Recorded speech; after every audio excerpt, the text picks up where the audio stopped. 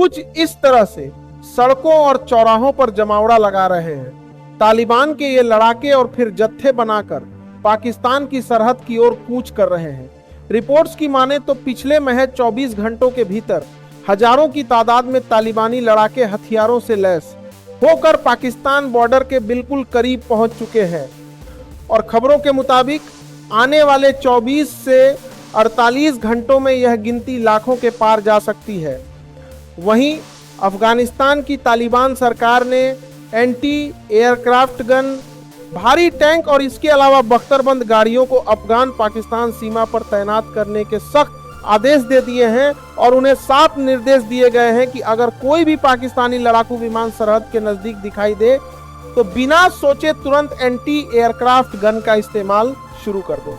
वहीं अफगानी सूत्रों का दावा है कि आने वाले 24 से 48 घंटों में तालिबान एक बहुत बड़ी जवाबी कार्रवाई करने की तैयारी में है, क्योंकि आज हक्कानी नेटवर्क ने काबुल के भीतर एक बड़ी महापंचायत बुलाई है जहां पर तालिबान के तमाम दिग्गज नेता मौजूद रहेंगे जो अलग अलग गुटों से ताल्लुक रखते हैं। सब अपने आपसी मतभेद भुलाकर एकजुट हो रहे हैं और वहां यह अंतिम फैसला लिया जाएगा कि पाकिस्तान के साथ आखिर करना क्या है। आप अपनी स्क्रीन पर देख भी सकते हैं, हक्कानी नेटवर्क के जो सरबराह हैं उन्होंने खुद ये बयान जारी किया है कि इस बैठक में अगर हमारे बुजुर्ग और बड़े नेता कोई कठोर कदम उठाने का ऐलान कर देते हैं तो फिर पाकिस्तान का एक कोना तक सलामत नहीं बचेगा। हम पूरी तरीके से पाकिस्तान का नामो निशान मिटा देंगे। इससे आप अंदाजा लगाइए कि इस वक्त अफगानिस्तान के लोगों में पाकिस्तान को लेकर किस कदर गुस्सा भरा हुआ है और ऐसा होना लाजिमी भी है, क्योंकि आप खुद स्क्रीन पर देखिए कि कितनी भारी संख्या में लोग मारे गए हैं। उन सब के लिए अलग अलग कब्रें खोदना भी अब मुमकिन नहीं रहा है, इसलिए सबको एक ही जगह दफनाया जा रहा है।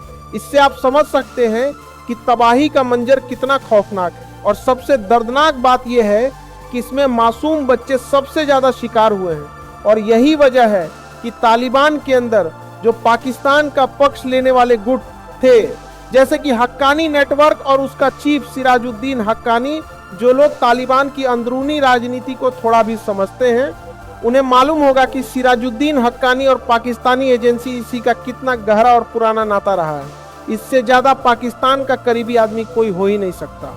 लेकिन आज वो भी टीवी पर आकर ये कह रहा है कि हम पाकिस्तान की हस्ती मिटा देंगे। और इससे आप साफ समझ जाइए कि इस बार पाकिस्तान का कोई तगड़ा इलाज अफगानिस्तान और तालिबान मिलकर जरूर करेंगे। इस बार पाकिस्तान को यूं ही नहीं छोड़ा जाएगा और इसके नतीजे अब दिखने भी लगे हैं। आप स्क्रीन पर देखिए कि पाकिस्तानी पत्रकार खुद बता रहे हैं कि पाकिस्तान की राजधानी इस्लामाबाद को पूरी तरह हाई अलर्ट पर रखा गया है। साथ ही जो अफगानिस्तान से लगती पूरी सरहद है उसके आसपास के जितने भी शहर हैं उन सबको रेड अलर्ट मोड पर डाल दिया गया है और हर जगह बसों को रोका जा रहा है। हर तरफ ट्रैफिक जाम करके चेकिंग की जा रही है और हर एक संदिग्ध गतिविधि पर पैनी नजर रखी जा रही है, जिससे पता चलता है कि पाकिस्तान कितना सहमा हुआ है और उन्हें भी इस बात का एहसास हो गया है कि इस बार उन्होंने अफगानिस्तान पर अंधाधुंध बमबारी करके बहुत बड़ी भूल कर दी है।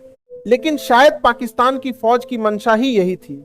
मैंने आपको कल ही समझाया था कि इसका एकमात्र बड़ा कारण यह है कि ये लोग पाकिस्तान की फौज पर से जनता का ध्यान भटकाना चाहते हैं।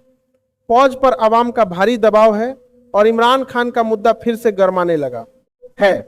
इसीलिए अपने ही लोगों का दिमाग डाइवर्ट करने के लिए यह सब किया गया। भले ही इस बदले की आग में पाकिस्तान के आम नागरिक मारे जाएं, इससे पाकिस्तानी फौज को कोई फर्क नहीं पड़ता।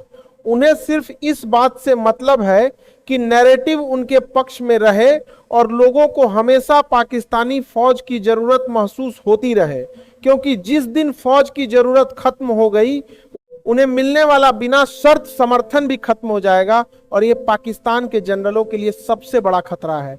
क्योंकि आप खुद गौर कीजिए कि अगर कल को पाकिस्तान की आवाम को यह यकीन हो जाए कि भारत बिना वजह उन पर हमला नहीं करेगा या अफगानिस्तान बिना उकसावे के जंग नहीं छेड़ेगा, तो फिर इतनी बड़ी फौज पालने की जरूरत क्या है। और जब जरूरत नहीं रहेगी तो जो उन्हें अंधा सपोर्ट मिलता है, मतलब जनता का पेट काटकर जो पाकिस्तानी जनरलों को आलीशान बंगले दिए जाते हैं, वो बंद हो जाएंगे। उनकी सारी गलतियों पर जो पर्दा डाला जाता है वो हट जाएगा और उनकी यह विलासिता वाली जिंदगी खत्म हो जाएगी। इसीलिए पाकिस्तानी फौज चाहती है कि समय समय पर उन पर हमले होते रहें, ताकि लोगों को लगे कि उनकी हिफाजत के लिए फौज का बीजेपी आदेशती है कि मद्देर बीस मद्देर परदार कर रहे हैं, कि वो देशती है कि होना अनिवार्य है। लेकिन लगता है कि इस बार यह खेल खेलने के चक्कर में उन्होंने बहुत बड़ी मुसीबत मोल ले ली है, क्योंकि तालिबान वो ग्रुप नहीं है जिसके साथ आप बार बार मजाक करोगे या उसका फायदा उठाओगे। क्योंकि जब यह बदला लेता है तो सिर्फ आम जनता को नहीं बल्कि अपने दुश्मन की टॉप लीडरशिप को टारगेट करता है। इसीलिए पाकिस्तान इस वक्त कांप रहा है, क्योंकि आने वाले 24 से 48 घंटे बेहद निर्णायक होने वाले हैं। इसीलिए चैनल को सब्सक्राइब कर लेना, क्योंकि कोई भी बड़ा अपडेट होगा तो सबसे पहले हमारा चैनल आपको सटीक ग्राउंड रिपोर्टिंग के साथ जानकारी देगा।